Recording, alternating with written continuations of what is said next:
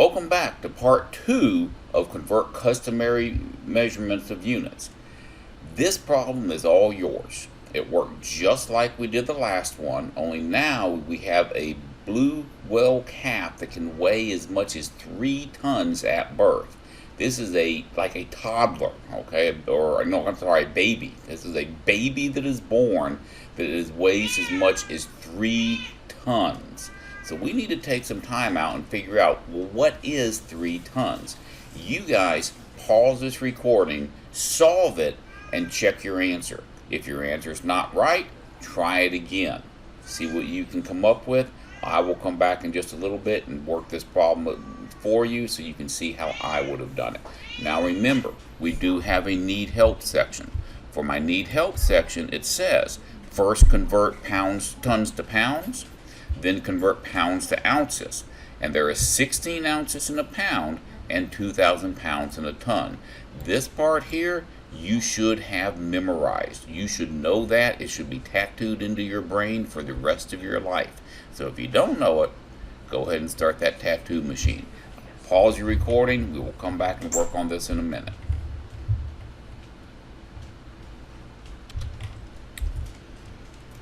So, let's take a look at how I would have done this. I hope you did pause it. If you've not, no cheating. Pause the recording. Then you can come back and check your work. How many ounces? Well, first thing I know is that I have got this information right here. Whoops, let me get my marker working. Let's change to a nice pretty blue. That it is 2.5 tons. And we need to convert that 2.5 tons all the way to ounces. But we don't know how much 2.5 tons is. We can take and create 2.5, let me change my pen size a little bit here. 2.5 tons is equal to some number of pounds. So we'll just put a P there for pounds, even though technically pounds is abbreviated as an LB, like that. And then that is going to be the same thing as 1 ton is to 2,000 pounds. So 1 tons to 2,000 pounds is 2.5 tons is to some unknown number of pounds. For my supporting work, I'm going to first ask myself, well, 1 times what number equals 2,000? That number will of course be 2,000.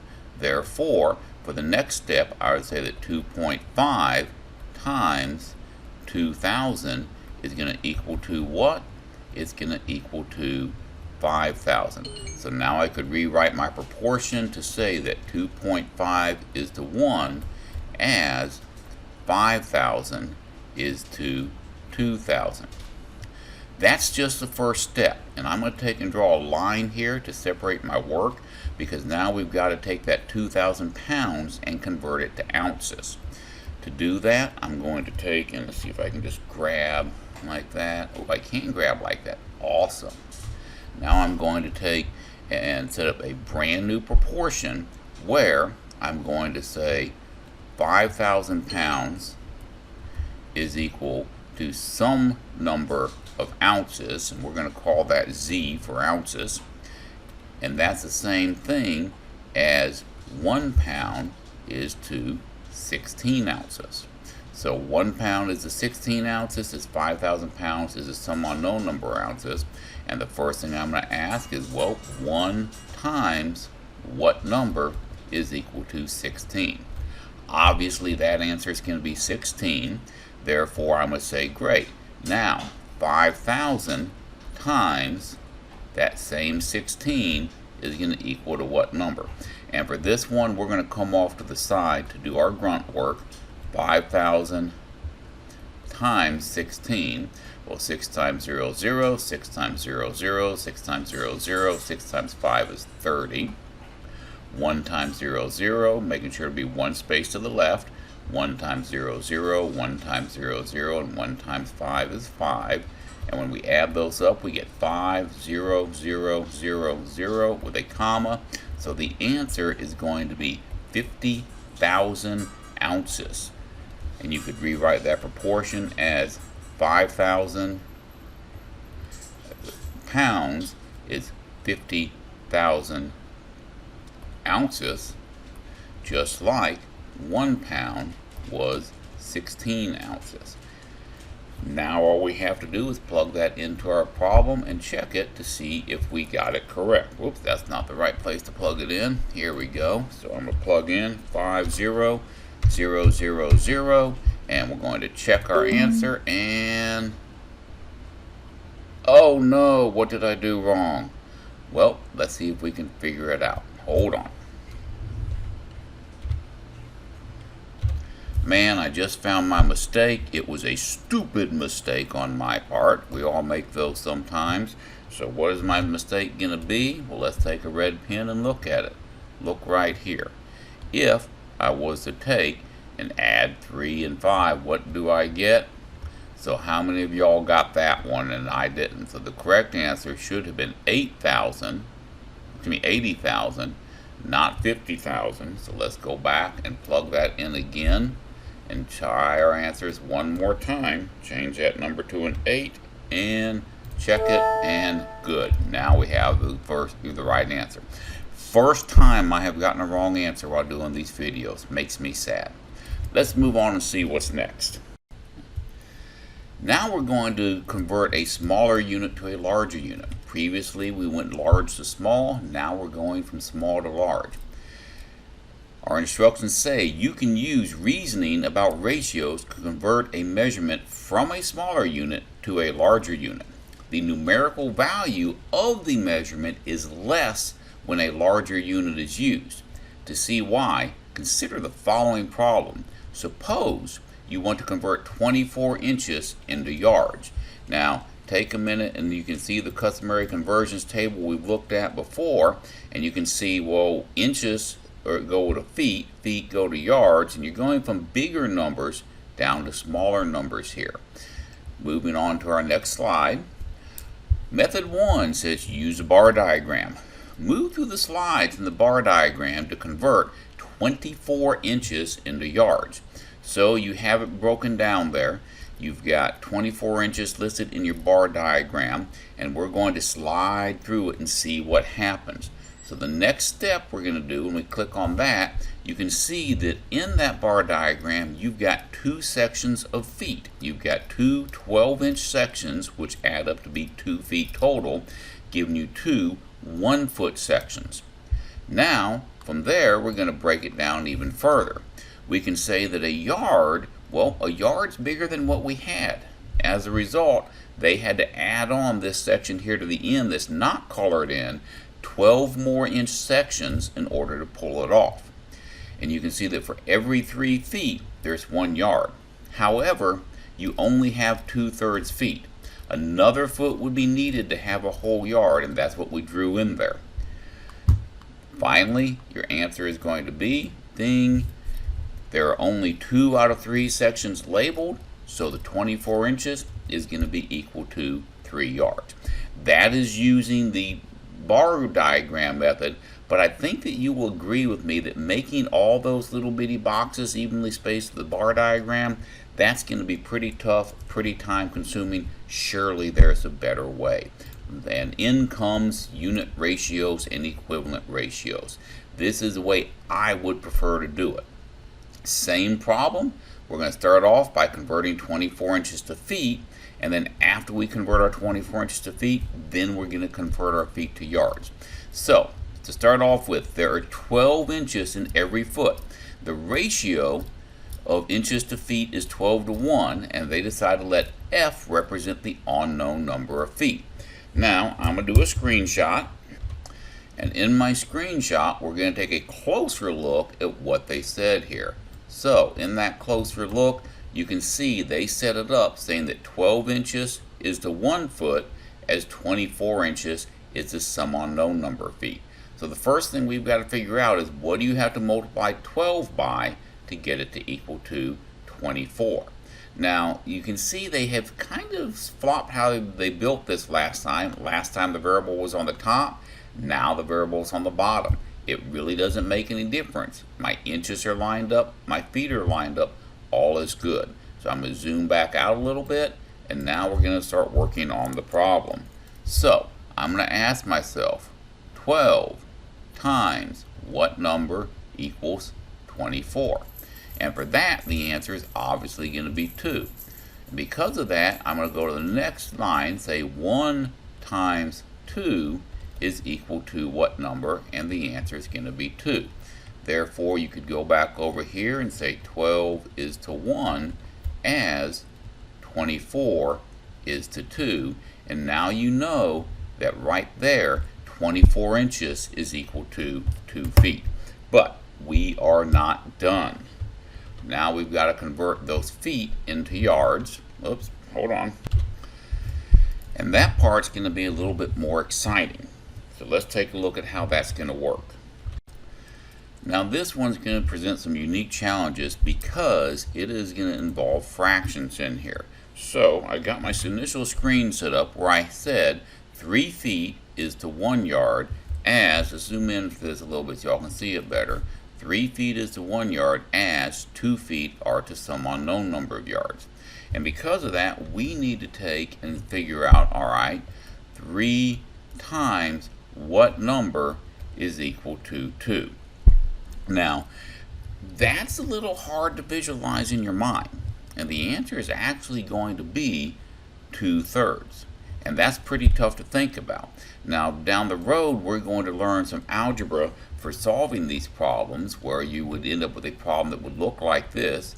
3 times x is equal to 2. And you're going to learn to isolate the variable, dividing by 3 on both sides. 3 divided by 3 is 1. 1 times x is x, and x is equal to 2/3. But at this point, the textbook is kind of wanting you to be able to say, well, 2/3, yep, 3 times 2/3 is equal to 2. And from there, we can say, all right, then what is the next line? 1 times 2/3 going to equal 2? And the answer to that is, of course, going to be 2/3. So we could rewrite over here that 3 is to 1 as 2 is to 2/3. And 2/3 is the final answer that they are looking for.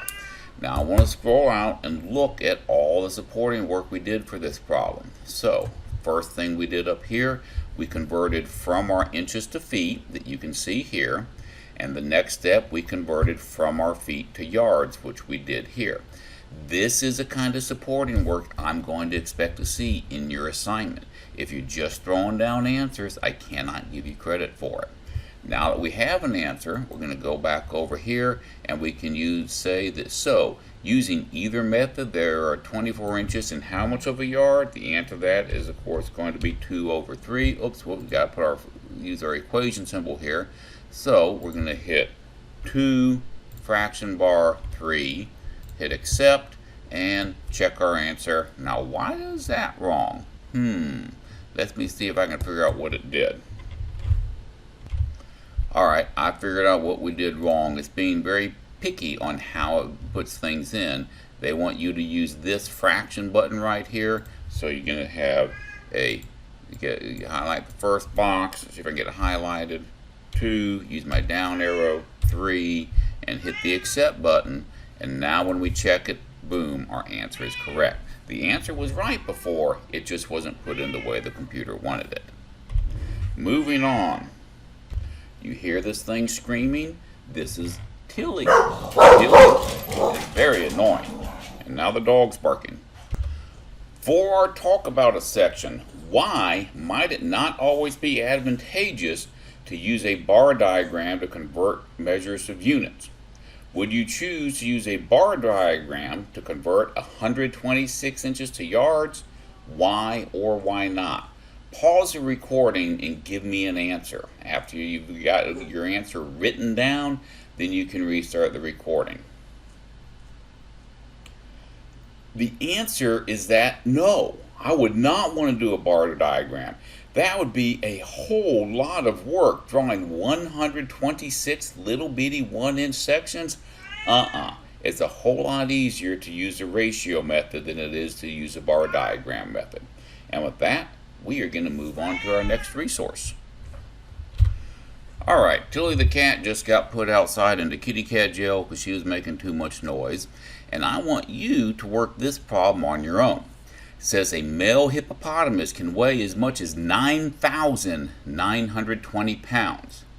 how much is this weighed in tons? And we're going to use unit ratios and equivalent rates. So you don't have to use the bar diagram. You're not drawing pictures here. You're going to use some actual math to solve it. Their little think about it there says, will the number of tons be less than, greater than, or equal to the 9,920? What do you think? The answer is it's going to be less than, because there's 2,000 pounds in every 1 ton. So you can have a smaller number than 9,920. From there, we're going to work towards solving the problem. I want you to wait. What else do we have here? How do you know the number of tons is going to be less than 5, but very close than 5? Well, let's go back and look at the question. And somehow I think we skipped some problems here. What did we skip over? Boom. All right. Now from there, you can take and move through the slides on your own device at home. Pause the recording while you're doing it, and then submit your answers and check them.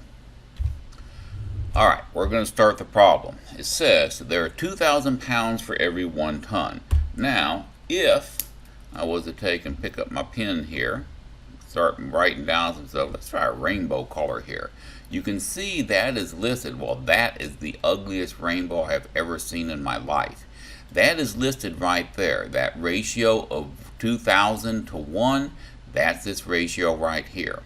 And we want to find out, great, if there's 2,000 pounds in 1 ton, then how many pounds are we working for in here? I believe that number was 9,920 pounds, but let's go back and take a look. And I'm going to take and put it in whoops, wrong spot again. 9,920. We're going to check that, and ding, that part was good. So now we're going to take and move on to the next slide. And in this one, they did some major voodoo math here. Now, they went ahead and filled out the entire next ratio thing that you're going to have, saying that 2,000 is to 1, is 9,920 is to 4.96. Where on earth will that 4.96 come from? Well, they said it came from the fact that 2,000 times 4.96 is equal to 9,920. Why? Because we're going to have to work this backwards, okay? Instead, if we need to take and divide, so let's get our pen working here. We'll do a nice shade of, let's do black, because we hate long division, so we're going to go into darkness here. 9,920, and we're going to divide it into sections of 2,000. Now, I'm going to show you a pretty cool trick here of how I would do this. You can take and get rid of these zeros on the end by moving the decimals back. So we have a decimal here and a decimal there. So if I move the decimal 1 space left, I have 1 space left. 2 space left, I have 2 spaces left. 3 spaces left, I have 3 spaces left. So now, instead of dividing this big number by 2,000, I'm actually dividing 9.92 by 2. Now, you can put that other 0 there if you want. Nothing wrong with that, but you don't have to have it. It's just a placeholder at that point. 2 goes into 9 4 times. 4 times 2 is 8. That leaves you 1 left over. The 9 comes down. 2 goes into 19. Well, the decimal went up there. 2 goes into 19 9 times. 9 times 2 is 18 with 1 left over, and the 2 goes down, and then 2 goes into 6 times, and of course 6 times 2 is going to be 12 with nothing left over. That is where they came up with that number from, 4.96. So now they said that 2,000 times 4.96 is equal to 9,920. Therefore, they said that 1 times 4, let me clean that up a little bit, 1 times 4.96 is going to equal to the 4.96 that you see right there. So that's going to be a number just slightly less than 5 tons, because if you remember, this side is the pound side, this side is the ton side. So your answer that hippopotamus is going to be about 4.96 tons. We're going to take that answer, we're going to plug it in right here, 4.96. We're going to check our work, and it did check correctly. Now, we have a think about it question.